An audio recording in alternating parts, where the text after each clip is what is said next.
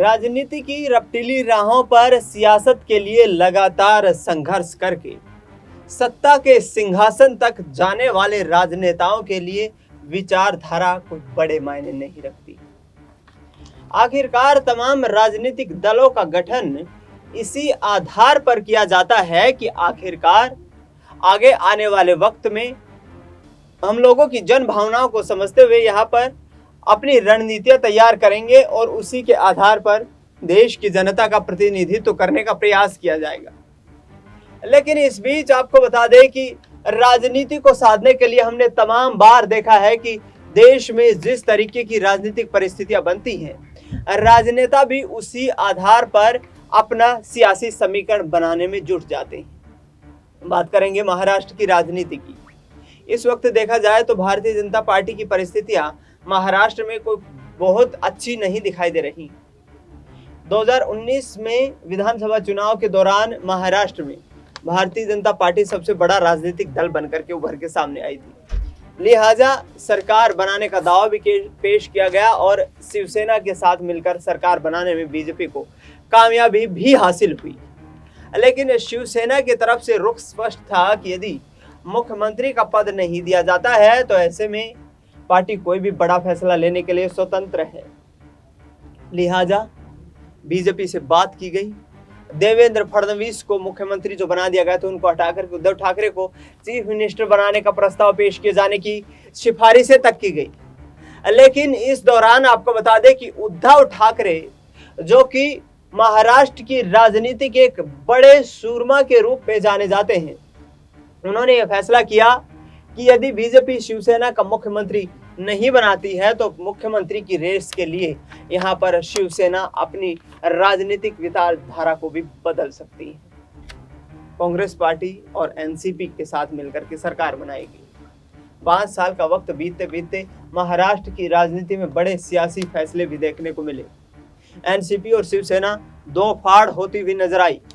पार्टियां लगातार जिस तरीके से टूटती हुई और उनके सिंबल छीनते हुए नजर आए, वो भी अपने आप में दिग्गज राजनेताओं के लिए बड़ा सिरदर्द बना, क्योंकि महाराष्ट्र की राजनीति में जिस तरीके से लगातार चीजें घटित हो रही हैं वो किसी भी राजनीतिक दल के पक्ष में जाती हुई दिखाई नहीं दे रही है।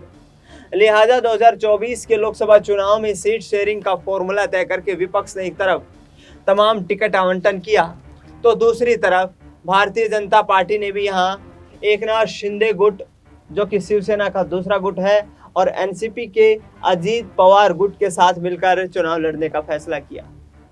लेकिन एनडीए गठबंधन का प्रदर्शन औसत से भी निम्न स्तर का नजर आया।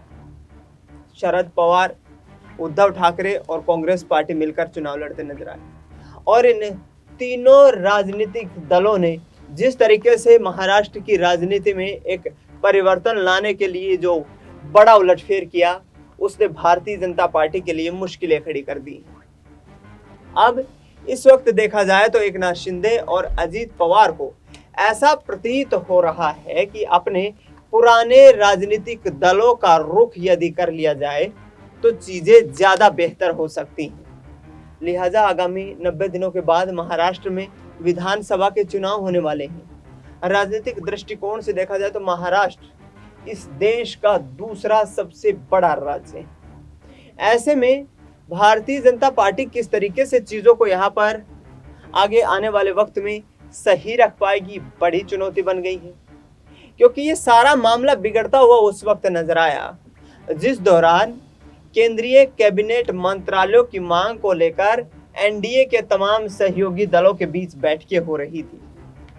बिहार में, उत्तर प्रदेश में जिस तरीके से एक दो लोकसभा सांसद वाले पार्टियों के नेताओं को केंद्रीय कैबिनेट मंत्रालय मिल जाता है, उसी आधार पर महाराष्ट्र में भी बड़ी मांग की जाती है। एक तरफ यहाँ एकनाथ शिंदे गुट की तरफ से कहा जाता है कि हमारे 9 सांसद हैं और मोदी कैबिनेट में 2 कैबिनेट मंत्रालय चाहिए और 1 स्वतंत्र प्रभार राज्य मंत्री। वहीं अजीत पवार गुट की तरफ से भी 1 केंद्रीय कैबिनेट मंत्रालय की मांग की जाती है। निशाना बनाया जाता है जीतन राम मांझी, अनुप्रिया पटेल और इसके साथ साथ जयंत चौधरी को कि उत्तर प्रदेश में सियासी वर्चस्व में हमारे साथ बराबरी पर रहने वाले नेताओं को किस तरीके से केंद्रीय कैबिनेट मंत्रालय दे दिए जाते हैं और बड़े मंत्रालय दिए जाते हैं, तो आखिरकार फिर हमें क्यों नहीं। ये तमाम चीजें घटित होती हुई नजर आती हैं दर्शकों। ऐसे में अब महाराष्ट्र की राजनीतिक फिजाएं किस तरीके से बदलती हुई नजर आएंगी, ये भी बड़ा सवाल खड़ा हो गया है, क्योंकि एनडीए के समर्थित यहाँ पर दल कहीं ना कहीं अपने फैसलों को परिवर्तित करने के मूड में दिखाई दे रहे हैं। कांग्रेस पार्टी के महाराष्ट्र संगठन इकाई के अध्यक्ष नाना पटोले का कहना है कि उनके संपर्क में कई शिवसेना के सांसद हैं। इसके साथ साथ 40 विधायकों के साथ एकनाथ शिंदे और यहाँ पर अजीत पवार मीटिंग करते हैं, बैठक करते हैं और अजीत गुट के नेता प्रफुल्ल पटेल की तरफ से साफ ये संकेत दे दिए जाते कि यदि महाराष्ट्र में हमारी बात नहीं सुनी गई और दिल्ली में हमारी मांगों को यहाँ पर सिरे नहीं चढ़ाया गया, तो कोई भी बड़ा फैसला लेने के लिए हम स्वतंत्र हैं। यानी कि निशाना सिर्फ एकनाथ शिंदे की कुर्सी को हिलाना है, भारतीय जनता पार्टी के किले को ध्वस्त करना है। आखिरकार क्या वाकई में ऐसा होता हुआ नजर आएगा?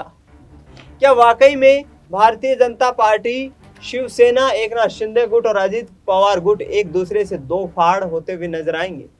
क्योंकि दर्शकों, बार बार ये कहा जाता रहा है कि जिस तरीके की राजनीतिक गतिविधियां घटित हो रही हैं, वो गतिविधियां बीजेपी के लिए विधानसभा के चुनाव में बड़ी मुश्किलें खड़ी कर सकती हैं। प्रधानमंत्री नरेंद्र मोदी, केंद्रीय गृह मंत्री अमित शाह और राजनाथ सिंह, जेपी नड्डा जैसे दिग्गज नेता इन चीजों पर लगातार नजरें बनाए हुए हैं। उनकी तरफ से कहा जा रहा है कि आखिरकार महाराष्ट्र को यदि बचाना है तो हमें अब कोई बड़े कदम उठाने होंगे। महाराष्ट्र में इस वक्त देखा जाए तो लोकसभा चुनाव के दौरान 13 लोकसभा सीटें जीतकर, सबसे अधिक सीटें जीतकर, भारतीय जनता पार्टी को पीछे छोड़कर कांग्रेस सबसे बड़ा राजनीतिक दल बनकर उभरी। कांग्रेस का सबसे बड़ा राजनीतिक दल बनकर उभरने का साफ सीधा मतलब ये है कि महाराष्ट्र की सियासी सरजमी जो है वो अब बीजेपी के लिए सुरक्षित नहीं रही है, क्योंकि हिंदुत्व के मुद्दे को लेकर कि भी भारतीय जनता पार्टी शिवसेना के खिलाफ चुनाव नहीं लड़ सकती। बड़ा फैक्टर है, क्योंकि लगातार उद्धव ठाकरे की तरफ से निशाना साधा जाता रहा है कि इस देश की राजनीति में हिंदुत्व की चिंगारी यदि सर्वप्रथम किसी ने जलाई थी तो वो खुद शिवसेना के संस्थापक बाला साहब ठाकरे थे। बाला साहब ठाकरे की राजनीति को आगे बढ़ाते हुए यहाँ पर जिस तरीके से रणनीतियां तैयार की गई और इन रणनीतियों को तैयार करने के पीछे का जो कारण, जो मकसद था, वो सिर्फ ये था कि इस देश में एक अलग विचारधारा की लड़ाई शुरू की जाए और उस अलग विचारधारा की लड़ाई के साथ साथ हिंदुत्व वाले वोट बैंक को साधने का प्रयास किया जाए। ऐसे में बीजेपी के लिए परिस्थितियां सामान्य नहीं है। 90 दिनों में विधानसभा के चुनाव हो जाने हैं। महाराष्ट्र में यदि कोई बड़ा फैसला नहीं किया गया तो यहाँ एकनाथ शिंदे गुट और अजीत पवार गुट एक दूसरे का साथ लेकर के और एक बार फिर से महाविकास आघाड़ी गठबंधन सरकार बनाने की ओर आगे बढ़ सकते हैं। और वाकई में जो लोकसभा चुनाव के नतीजे आए हैं, उन लोकसभा चुनाव के नतीजों ने यहाँ पर न सिर्फ बीजेपी हाईकमान बल्कि महाराष्ट्र की महायुति गठबंधन को भी सोच विचार करने पर मजबूर कर दिया है। देखना ये होगा कि किस तरीके की रणनीतियां तैयार होती हैं और क्या महाराष्ट्र का किला अब बीजेपी के हाथ से छिटकता हुआ नजर आएगा। फिलहाल इस खास कार्यक्रम में इतना ही। देश दुनिया की तमाम बड़ी खबरों के लिए आप देखते रहिए SPN 9 न्यूज।